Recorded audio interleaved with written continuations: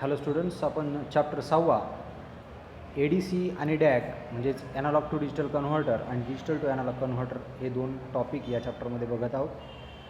याच्यामध्ये आपण digital to analogue converter DAC जो आहे तो पूर्ण बघितलेला आहे. त्याचे दोन जे टाईप्स आहेत, वेटेड रेजिस्टर डॅक आणि R to R ladder DAC, हे बघितलेले आहेत. आपला जो आत्ताचा जो टॉपिक चालू आहे त्याचं नाव आहे ए डी सी म्हणजे ॲनालॉग टू डिजिटल कन्व्हर्टर. याचे ही दोन पार्ट किंवा दोन types, simultaneous A D C आणि दुसरा जो आहे counter type A D C, हे दोन बघून झालेले आहे. पण ह्या दोन टाईप्समध्ये काही ड्रॉबॅक्स होते, जसं की सायमल्टेनियस ए डी सी जो आहे, सायमल्टेनियस ए डी सी, त्या सायमल्टेनियस ए डी सीमध्ये खूप सारे कम्पॅरेटर्स आपल्याला यूज करायला लागायचे. ठीक आहे, त्याच्यामध्ये आपण खूप सारे मूवर कम्पॅरेटर्स आपण यूज करायचे. ठीक आहे, हा त्याचा ड्रॉबॅक होता. स्पीड जरी फास्ट असलं तरी कम्पॅरेटरची संख्या त्या ठिकाणी जास्त होती. दुसरा होता counter type A D C. हा जो काही counter type A D C जो आहे, या काउंटर टाईप ए डी सीमध्ये एक ड्रॉबॅक होता. त्याचं नाव आहे की लागणारा जो वेळ आहे म्हणजे स्पीड जे आहे ते कसं आहे, कमी आहे. या जो काही कन्व्हर्जनसाठी जो काही ॲनालॉग टू डिजिटल कन्व्हर्जन जे होतं त्याच्यासाठी लागणारा जो वेळ आहे तो खूप जास्त लागतो. म्हणजे स्पीड काय आहे त्याचं स्लो आहे.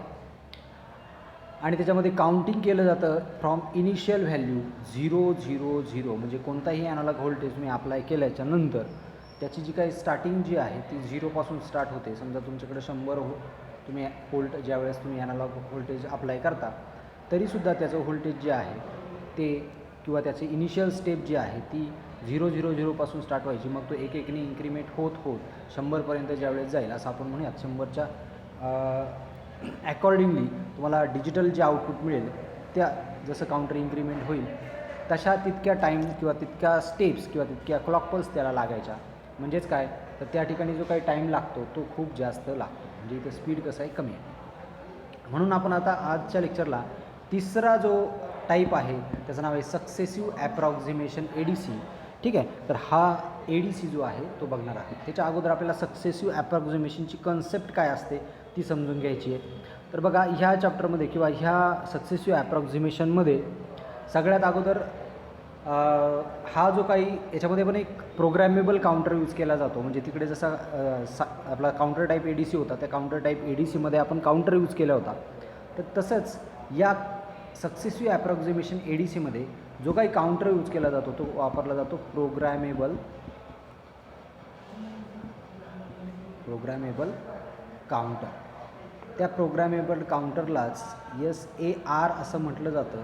त्याचा फुल फॉर्म जो आहे सक्सेसिव्ह ॲप्रॉक्झिमेशन रेजिस्टर, म्हणजे जो काय काउंटर यूज केला जातो त्या काउंटरला म्हटलं जातं SAR, म्हणजेच सक्सेसिव्ह ॲप्रॉक्झिमेशन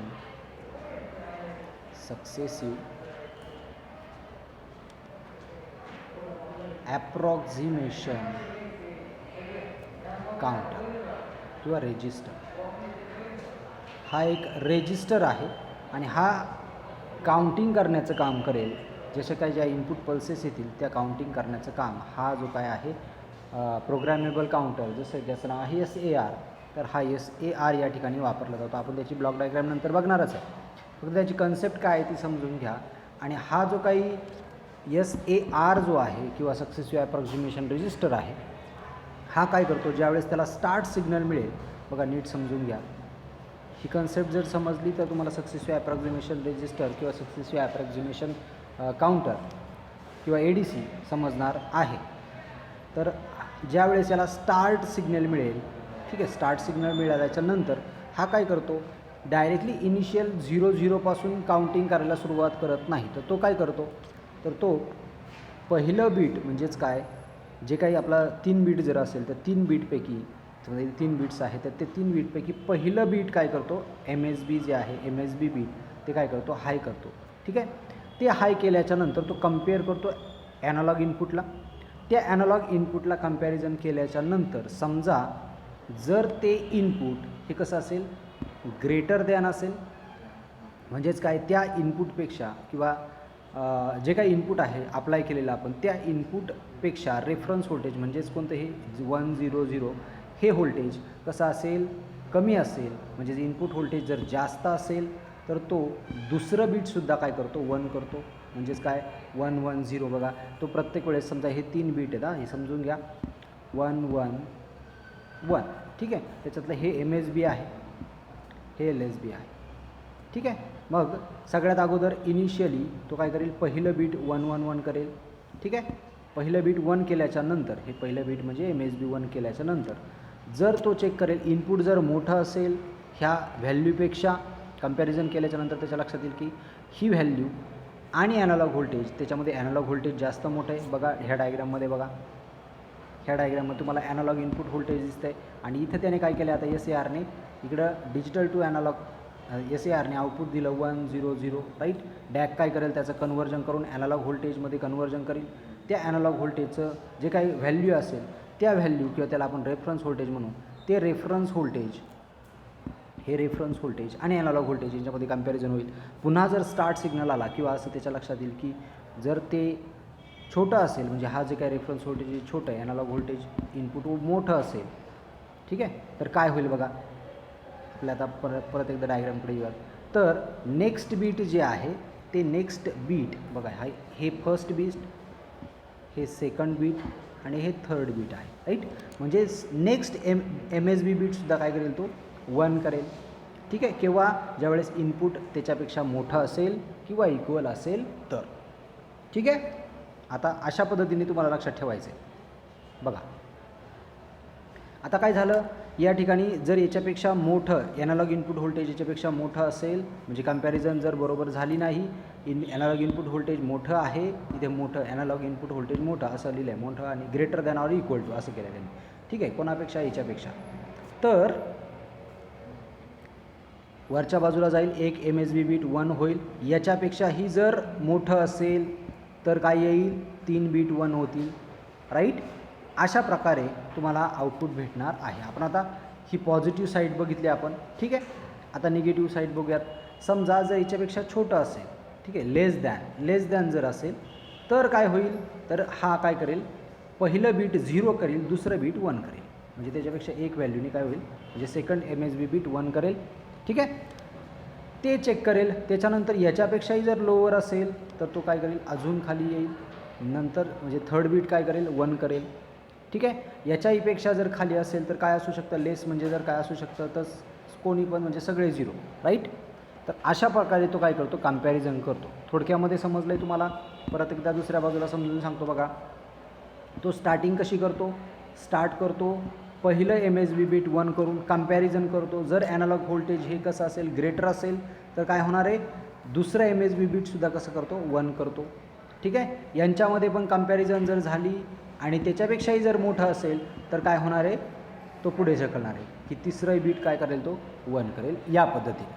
ठीक आहे, आणि जर हे जे आपली इनिशियल व्हॅल्यू होती, या इनिशियल व्हॅल्यूच्या जर स्मॉल असेल, ती ॲनालॉग इनपुट व्होल्टेज स्मॉल असेल तर काय होईल, तो हे फर्स्ट बीट आहे त्याला 0 करून टाकेल आणि सेकंड बीट जे आहे म्हणजे हा वाला बीट, तर त्या बीटला 1 करेल. म्हणजे 0 1 0 याच्यामध्ये कंपॅरिझन होईल. याच्यामध्ये कंपॅरिझन केली असता असं लक्षात आलं की याच्यापेक्षाही ते स्मॉल आहे, तर तो काय करेल, ते सेकंड बीटलासुद्धा 0 करून टाकेल आणि थर्ड बीट 1 करेल. म्हणजे बघा 0 0 1. आणि जर असं लक्षात आलं की ॲनालॉग इनपुट व्होल्टेज त्या 0 0 1पेक्षाही स्मॉल आहे तर काय करेल, तो 0 0 0 असं तो चेक करेल. ठीक आहे, आणि ह्या कन्सेप्टने लागणारा जो वेळ आहे, ह्या कन्सेप्टने जो लागणारा वेळ आहे तो थोडासा काउंटर टाईप ADCपेक्षा कमी आहे. कसा बघा, आता याच्यामध्ये अजून पॉसिबिलिटीज काय असू शकतात बघा. जसे याच्या प्रत्येक व्हॅल्यूच्या ह्या 2 कन्सेप्ट असणार आहेत, हे समजून घ्या. आता जसं की 1 पहिलं जे आपण घेतलं 1 0 0, याच्या 2 कन्सेप्ट क्रिएट झाल्या की या बाजूला एक आणि ह्या बाजूला एक. तसंच याचंसुद्धा होणार आहे. हा जो आहे, ही जी व्हॅल्यू आहे 0 1 0, याचं जर लेस असेल तर इकडे आणि ग्रेटर असेल तर काय होईल रे, ग्रेटर, याच्यापेक्षा थोडे ग्रेटर असेल. ठीक आहे, याच्यापेक्षा थोडेसे ग्रेटर व्हॅल्यू असेल तर काय होऊ शकतं, तर या ठिकाणी नेक्स्ट बीट 1 होऊ शकतं. राईट, जर ही व्हॅल्यू नाही आहे 0 0 1 नाही आहे तर काय असू शकेल, त्याच्यापेक्षा ग्रेटर असेल तर काय असेल 0 1 1. नेक्स्ट MSB बीट त्याने 1 केलं. ठीक आहे, आता 0 0 1ला जर आलात तुम्ही तर इथे 2 व्हॅल्यू असू शकतात. ग्रेटर जर असेल तर तीच व्हॅल्यू असेल 0 1 1. राईट, नसेल तर काय असेल, लेस जर असेल तर काय असेल, तर ही व्हॅल्यू असेल, राईट. 0 1 0. समजलं आहे सगळ्यांना. इथे ग्रेटर ऑर इक्वल आहे बघा, म्हटलं इथे ग्रेटर ऑर इक्वल. जर इक्वल असेल हीच व्हॅल्यू असेल 0 1 0, तर इथे येईल, इथे चेक होईल इक्वल आहे की ग्रेटर. जर लेस असेल तर खालच्या बाजूला येईल, म्हणजे तीच व्हॅल्यू राहिली, राईट. तर अशा प्रकारे तुम्हाला आउटपुट जे आहे ते लेस इक्वल या पद्धतीने तुम्हाला चेक करायचं आहे. फॉर एक्झाम्पल जर आता ही व्हॅल्यू घेऊयात बघा, हे 1 1 0 जे आहे, जर ग्रेटर असेल, greater or equal to analog input voltage, तर काय होईल, नेक्स्ट MSB बीट 1 होईल, म्हणजे 1 1 1 1. थर्ड बीटसुद्धा 1 झाले या ठिकाणी, ठीक आहे, 1 1 1 असं झालं. पण जर तुमचं या ठिकाणी जर लेस असेल, ॲनालॉग इनपुट व्होल्टेज जर कमी असेल, तर आउटपुट काय येईल रे बघा, फर्स्ट बीट 1च राहणार आहे, कारण ती कंडिशन त्यांनी पूर्ण केली होती. पण दुसरं बीट जर 1 नसेल, म्हणजे याचा अर्थ काय असेल, ते 0 असेल, आणि थर्ड बीट काय असेल, 1 असेल. आले का लक्षात. त्याच्यानंतर ह्याच्यामध्ये परत दोन कंडिशन्स क्रिएट होतील. एक जर इक्वल असेल, ग्रेटर दॅन ऑर इक्वल, तर तीच व्हॅल्यू असेल 1 0 1. मी थोडंसं झूम करून लिहितो. काय व्हॅल्यू असेल, तीच व्हॅल्यू असेल, राईट. पण याच्यापेक्षा जर लेस असेल तर काय व्हॅल्यू येईल, याच्यापेक्षा जर लेस असेल तर दुसरी व्हॅल्यू काय येईल बघा. हे बीट 1 होतं, ठीक आहे. त्याच्यानंतर नेक्स्ट बीट आपण चेक केलं, नेक्स्ट बीट चेक केलं की त्याच्यापेक्षा ते कमी आहे, म्हणून त्याला आपण 0 केलं. आता थर्ड बीटपेक्षा त्याच्यापेक्षा जर स्मॉल असेल तर ती व्हॅल्यू काय असेल, तर बघा पहिली व्हॅल्यू बरोबर होती म्हणून तो खाली आला आहे. दुसरी व्हॅल्यू जर लेस असेल तर अजून खाली जाईल, म्हणजे तेही 0 होईल. तिसरी व्हॅल्यू जर खाली आली तर तेही 0 होईल, म्हणजे तिसरं बीट पण 0 झालं. म्हणजे पहिली व्हॅल्यू काय आली, तर तुमची ही आली 1 0 0. म्हणजे पहिली कंडिशन ऑकर कुठं झाली बघा, ही कंडिशन ऑकर कुठं झाली, या ठिकाणी, ठीक आहे. त्याच्यानंतर अजून इथे पण कंडिशन चेक होऊ शकते बघा. 1 1 1 1 1 जर ग्रेटर दॅन इक्वल असेल तर काय असेल, ते 1 असेल, कारण त्याच्यापेक्षा जास्त संख्या असू शकत नाही. आणि याच्यापेक्षा स्मॉल जर असेल, आपण त्याला काय करू, लेस दॅन जर असेल, ठीक आहे, सॉरी लेस दॅनचा सिम्बॉल चुकला असा, ठीक आहे. लेस दॅन जर असेल तर काय असू शकते ती व्हॅल्यू, तर तुमची बघा इथं फर्स्ट बीट आणि सेकंड बीट, या ठिकाणी आपण म्हटलं तर फर्स्ट बीट सेकंड बीट इथं हाय होतं म्हणून तो वरती आला, ग्रेटर दॅन इक्वल टू, इथे फर्स्ट बीट सेकंड बीट 1 1, ठीक आहे. त्याच्यानंतर तो ग्रेटर ऑर इक्वल टू असेल तर इकडं आला, राईट. हेही नाही, याचा अर्थ काही व्हॅल्यू, तर ही व्हॅल्यू आहे, म्हणजे 1 1 0 आहे, ठीक आहे. समजले सगळ्यांना. तर अशा प्रकारे प्रत्येकाच्या 2 कन्सेप्ट ज्या आहेत किंवा 2 कंडिशन ज्या आहेत त्या एकदम चेक केल्या जातील. आता इथं ग्रेटर ऑर इक्वल टू जर असेल तर काय होईल बघा, पहिलं bit second bit third bit, म्हणजे काय, तर ही व्हॅल्यू असेल, राईट. चेक करा. या ठिकाणी तुमचं 0 0 1 जर असेल तर ग्रेटर ऑर इक्वल टू असेल तर तीच व्हॅल्यू आहे, राईट. आणि जर कमी असेल तर ती व्हॅल्यू काय असेल, 0 असेल, ठीक आहे. तर अशा प्रकारे तुम्ही त्या व्हॅल्यूज चेक करू शकतात. प्रत्येकाच्या 2 कन्सेप्ट क्लिअर होतील. आता बघा, अजूनही नसेल समजलं तर अजून थोडंसं सोपं करून सांगतो. हा जो काही SAR आहे, त्या SARला ज्यावेळेस स्टार्ट सिग्नल सेंड होतो त्यावेळेस तो काय करतो, पहिलं बीट 3 बीट असेल 4 बीट असेल त्याच्यातलं पहिलं बीट काय करतो, MSB बीट 1 करतो आणि कंपॅरिझन करतो. कंपॅरिझन केल्याच्यानंतर स्मॉल आहे की ग्रेटर आहे एवढं चेक करतो. जर greater than or equal to असेल तर तो नेक्स्ट बीट 1 करतो, म्हणजे काय बघा, सेकंड बीट त्याने 1 केलं या ठिकाणी. फर्स्ट बीट तर 1 होतंच, सेकंड बीटला पण 1 केलं, ठीक आहे. आणि जर स्मॉल असेल तर तो काय करतो, त्याच्या फर्स्ट बीटला काय करतो, त्या 0 करतो, आणि सेकंड MSB बीट म्हणजे हे MSB बीट काय करतो, 1 करतो, म्हणजे 0 1 0, राईट. याच्यापेक्षा जर स्मॉल असेल, ठीक आहे, ॲनालॉग इनपुट व्होल्टेज स्मॉल असेल तर तो काय करेल, तर ही बीट काय करेल, दुसरं बीट याच्यापेक्षा स्मॉल असेल, म्हणजे दुसरं बीट काय असेल, 0 असेल आणि तिसरं बीट 1 असेल, तर ही कंडिशन ऑफ होते. याच्यापेक्षा स्मॉल असेल तर काय येणार आहे, सगळंच 0 0 0. अशा प्रकारे तो काय करतो, अप्पर की लोअर, म्हणजे कंपॅरिझन करताना equal to or not equal to किंवा लेस दॅन, ठीक आहे, equal to, greater than or equal to or less than, हे 2 कंडिशन चेक करतो. आणि जो लागणारा वेळ आहे, फॉर एक्झाम्पल जर आपण इथं बघितला मगाच्या डायग्राममध्ये की समजा तुम्हाला 1 1 1 हे जर आउटपुट हवं असेल तर तुम्हाला जर काउंटर टाईप ए डी सीमध्ये गेलात तुम्ही तर काउंटर टाईप ए डी सीमध्ये काय होणार तुमचं 000 अगोदर चेक होणार, नंतर 001, त्याच्यानंतर 010, त्याच्यानंतर 011, त्याच्यानंतर 100, त्याच्यानंतर 101, त्याच्यानंतर 110 आणि शेवटला 111. म्हणजे किती सायकल्स लागल्या बघा तुम्हाला या ठिकाणी. इथे 1 2 3 4 5 6 7 8 सायकल्स लागल्या तुम्हाला हे आउटपुट येण्यासाठी. आणि हे आउटपुट आल्याच्यानंतर मग कंपॅरिझन होणार. कंपॅरिझन झाल्याच्या नंतर तुमचं आउटपुट येणार, ते असणार डिजिटल फॉर्ममध्ये. ठीक आहे. मात्र या ठिकाणी जे काही कंपॅरिझन होतं आहे ते बघा किती सायकल्समध्ये कंप्लीट झालं. ही इनिशियल स्टेप, ठीक आहे, किंवा याला तुम्ही एक सायकल म्हणा, ही दुसरी सायकल, ही तिसरी सायकल आणि चौथी सायकल, बरोबर. म्हणजे 4च सायकलमध्ये तुम्हाला आउटपुट भेटतं आहे. इथे मात्र तुम्हाला किती जवळजवळ 7 ते 8 सायकल्स या ठिकाणी लागत आहेत. 8 किंवा 7 सायकल्स लागतात. म्हणजे या ठिकाणी लागणारा जो वेळ आहे सक्सेसिव्ह ॲप्रॉक्झिमेशनमध्ये तो कसा लागतो, कमी लागतो. आणि म्हणून सक्सेसिव्ह ॲप्रॉक्झिमेशन जी आहे ती कशी आहे, इतर ए डी सीपेक्षा कशी आहे, बेस्ट आहे. ठीक आहे. त्याची जर ब्लॉक डायग्राम जर बघितली आपण तर ती या डायग्राममध्ये दाखवल्याप्रमाणे आहे. डायग्राममध्ये तुम्हाला दिसतं आहे की इथे ॲनालॉग इनपुट व्होल्टेज दिलं, इथेही कम्पॅरेटर वापरला आहे, मात्र एकच कम्पॅरेटर वापरलेला आहे. हा कम्पॅरेटर काय करतो तर इनपुट ॲनालॉग व्होल्टेज, जे काय ॲनालॉग व्होल्टेज आहे त्याचं आणि रेफरन्स व्होल्टेज जे की डॅक म्हणजे डिजिटल टू ॲनालॉग कन्व्हर्टर जो आहे तो कन्व्हर्जन करून इकडे आपल्याला जो रेफरन्स व्होल्टेज देतो आहे त्या रेफरन्स व्होल्टेजचं आणि ॲनालॉग इनपुट व्होल्टेजचं काय करतो, कंपॅरिझन करतो. आणि स्टार्ट आणि स्टॉप सिग्नल, स्टार्ट किंवा स्टॉप सिग्नल काय करतो, क्रिएट करतो. मग स्टार्ट सिग्नल असेल तर जो काही SAR आहे, SAR म्हणजे काय, सक्सेसिव्ह ॲप्रॉक्झिमेशन रेजिस्टर. हा सक्सेसिव्ह ॲप्रॉक्झिमेशन रेजिस्टर आपल्याला डिजिटल आउटपुट देत आहे, म्हणजेच बायनरी आउटपुट देत आहे. हे बायनरी आउटपुट, ठीक आहे, स्टार्ट जर सिग्नल आला तर हा जो काही SAR आहे हा स्टार्ट करेल आणि पहिलं बीट 1 करेल, मग कंपॅरिझन, मग ते पहिलं बीट जर 1 केल्याच्यानंतर ते आउटपुट कोणाला देईल, डॅकला देईल. डॅक काय करेल, याचं कन्व्हर्जन डिजिटल टू ॲनालॉगमध्ये करेल. समजा ॲनालॉग जर केलं तर ते असेल, समजा हे किती आहे, समजा व्हॅल्यू किती आहे, ही 4 आहे, 4 व्होल्ट. समजा 4 व्होल्ट रेफरन्स व्होल्टेज आलं, रेफरन्स व्होल्टेज आणि ॲनालॉग इनपुट व्होल्टेज यांची कंपॅरिझन होईल. मग तो पुन्हा जर स्टार्ट सिग्नल जर सेंड केला, याचा अर्थ या 4 व्होल्टपेक्षा म्हणजे याच्यापेक्षा ते इनपुट कसं आहे, जास्त आहे ॲनालॉग इनपुट व्होल्टेज. आणि म्हणून मग तो काय करेल, याच्यापेक्षा जास्त म्हणजे कोणतर 5 असेल, 6 असेल, जे काय असेल ते त्या पद्धतीने नेक्स्ट बीट 1 करेल.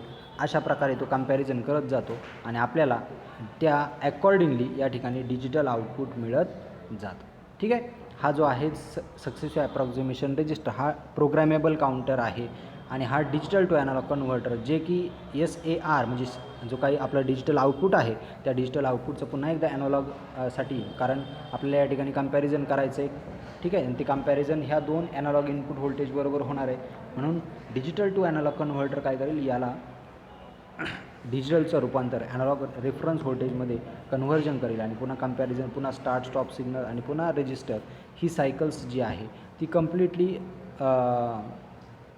ऑन राहते जोपर्यंत आपल्याला ह्या ॲनालॉग इनपुटच्या अकॉर्डिंगली डिजिटल आउटपुट मिळत नाही, तोपर्यंत आपल्याला ही जी सायकल आहे ती फिरत राहते कंटिन्युअसली.